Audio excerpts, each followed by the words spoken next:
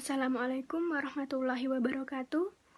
Di sini saya akan menjelaskan sedikit mengenai pengertian dari kesehatan mental. Setiap orang memiliki kesehatan mental, sama seperti kesehatan fisik. Kita juga perlu menjaga dan memelihara kesehatan mental. Menurut Organisasi Kesehatan Dunia, kesehatan mental adalah keadaan kesejahteraan di mana setiap individu menyadari potensi mereka sendiri. Adapun menurut pengertian para ahli, seperti menurut Dr. Jalaluddin dalam bukunya yang berjudul Psikologi Agama, bahwa kesehatan mental merupakan suatu kondisi batin yang senantiasa berada dalam keadaan tenang, aman, dan tentram. Upaya untuk menemukan ketenangan batin ini dapat dilakukan antara lain melalui penyesuaian diri secara resignasi. Yang dimaksudnya adalah penyerahan diri sepenuhnya kepada Tuhan.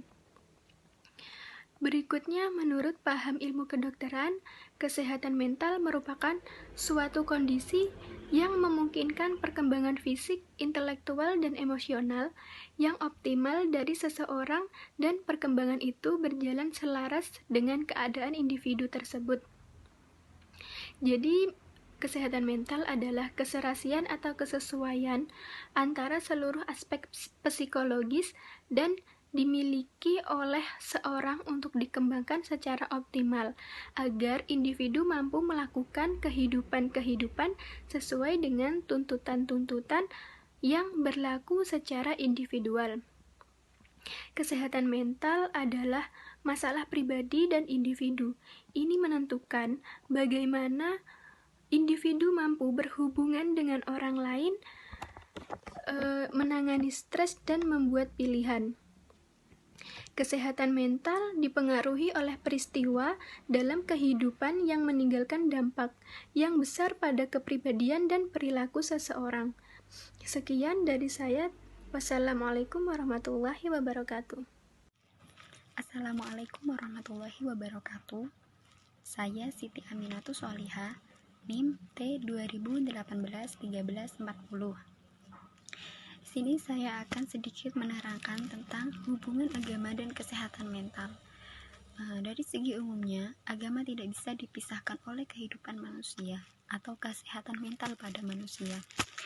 Pengingkaran manusia terhadap agama mungkin karena ada faktor-faktor tertentu, baik dari kepribadian ataupun lingkungan masyarakat tertentu.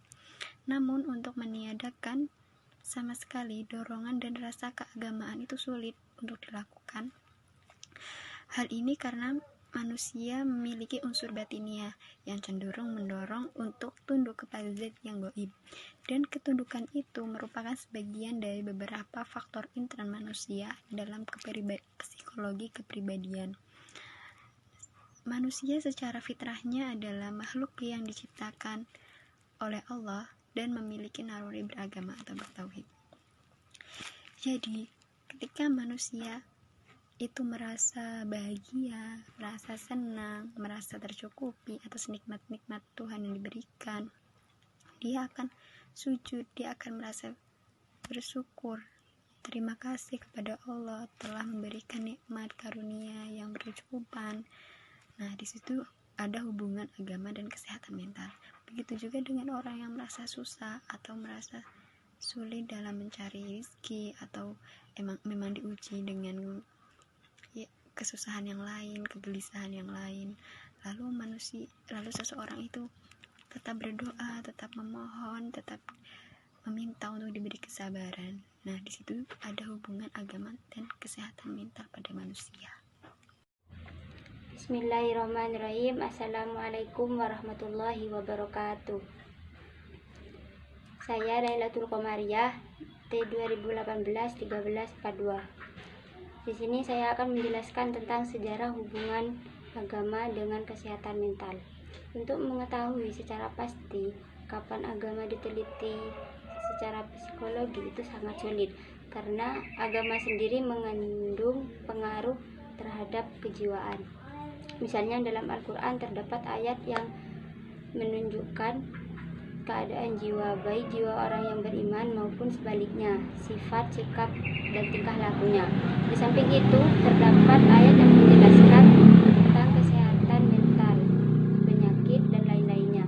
Yahya Jaya telah mengemukakan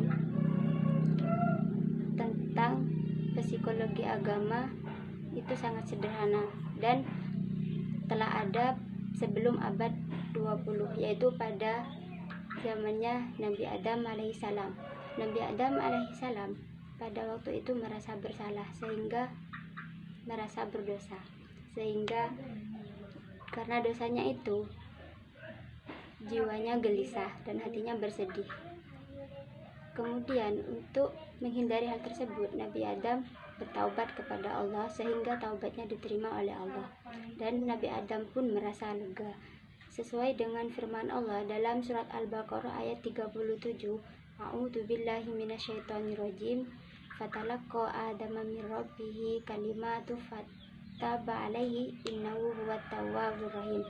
Yang artinya kemudian Adam menerima beberapa kalimat untuk bertaubat kepada Allah. Maka Allah menerima taubatnya. Sesungguhnya Allah Maha menerima taubat lagi Maha Penyayang. Surat Al-Baqarah ayat 37. Psikologi agama bukanlah ilmu yang pertama kali meneliti dalam aspek agama. Sebelum itu, telah ada buku yang menyatakan bahwa setiap orang mempunyai tata nilai yang tersusun secara sistematis. Tata nilai tersendiri yaitu dari nilai keimanan, nilai keagamaan yang berpengaruh terhadap kepribadian manusia. Lalu setelah kemunculan pernyataan tersebut disusul dengan pernyataan ilmu sosiologi agama. Yang terakhir, kemunculan psikologi agama. Kemudian saya akan menjelaskan sedikit tentang poin keempat, yaitu pendapat para ahli mengenai agama dan kesehatan mental. Di sini saya akan memaparkan 4 para ahli muslim, diantaranya yaitu Al-Kindi. Beliau berpendapat bahwa daya jiwa pada manusia itu terletak pada otak, sedangkan Aristoteles menyebutkan bahwa daya indrawi pada manusia adalah hati. Dan yang kedua yaitu Al-Farabi. Beliau berpendapat bahwa agama dan kesehatan mental sesungguhnya daya perasa yang tidak nyata atau bersifat batiniah, daya fantasi yang berada di dalam otak, dan ingatan daya pikir pada manusia. Kesehatan mental datang dari akal manusia. Jika akal aktif dalam kondisi sehat, maka kondisi keagamaan dan kesehatan mentalnya juga sehat. Begitu juga sebaliknya. Yang ketiga yaitu Abu Bakar Ar-Razi. Beliau berpendapat bahwa manusia itu memiliki 3 jiwa, yaitu 1. Jiwa manusia yang bersifat rasional, dan yang kedua jiwa manusia yang bersifat emosional, dan yang ketiga jiwa manusia yang bersifat vegetatif. Pendapat Ar-Razi mengenai agama dan kesehatan mental itu memiliki 2 prinsip, yaitu darurah tahakkumal aql fi al-hawa, yaitu urgensi pengendalian akal atas hawa nafsu, dan qama'u al-hawa asyahwat, mencegah hawa nafsu dan syahwat. Kemudian yang terakhir yaitu Ibnu Miskawi. Menurut pendapat beliau, penguasaan nafsu adalah dasar hakiki kesehatan rohani pada manusia. Apabila seseorang ingin menjaga kesehatan mental atau pada jiwanya, harus selalu melakukan penalaran dan perenungan, dan tidak boleh melupakan atau mengabaikan sesuatu begitu saja. Karena apabila ia mengabaikan penalaran dan mengabaikan sesuatu begitu saja, dia akan menjadi bodoh atau dungu dan akan kehilangan materi semua kebaikan dan lepas dari kebaikan, sehingga secara otomatis akan kembali pada peningkatan yang lebih buruk. Terima kasih. Yang terakhir adalah dasar-dasar teoritis. Yang pertama adalah teori dari Sigmund Freud. Dia memandang bahwa tingkah laku manusia itu terjadi karena terdapatnya interaksi antara tiga alat dalam personality yang disebut dengan ID, ego, dan superego.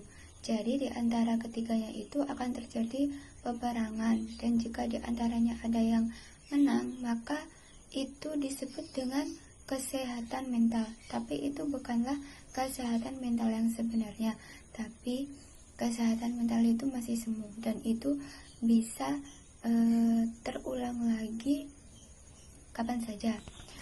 Yang kedua adalah aliran dari behavioristik. Behavioristik ini memandang kesehatan mental adalah kesanggupan seseorang untuk memperoleh kebiasaan dan dinamik yang dapat menolongnya berintegrasi dengan lingkungan. Jadi orang yang berkesehatan mental itu yang mampu menyesuaikan diri terhadap lingkungannya yang baru atau di masyarakat yang baru.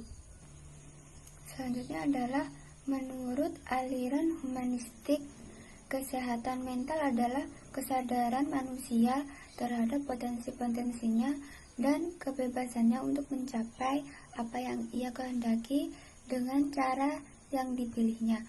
Jadi kesehatan mental itu seseorang yang sadar akan potensinya sendiri dan mengembangkannya sesuai dengan keinginannya. Kalau menurut pandangan Islam sendiri, kesehatan mental merupakan keterpaduan antara perilaku, perasaan, pikirannya, dan jiwa keberagamaannya. Jadi semua yang kita lakukan itu harus berdasarkan norma-norma atau nilai-nilai agama. Meskipun perilaku setiap harinya kita mengikuti norma-norma atau nilai-nilai keagamaannya tersebut. Terima kasih dari saya. Wassalamualaikum warahmatullahi wabarakatuh.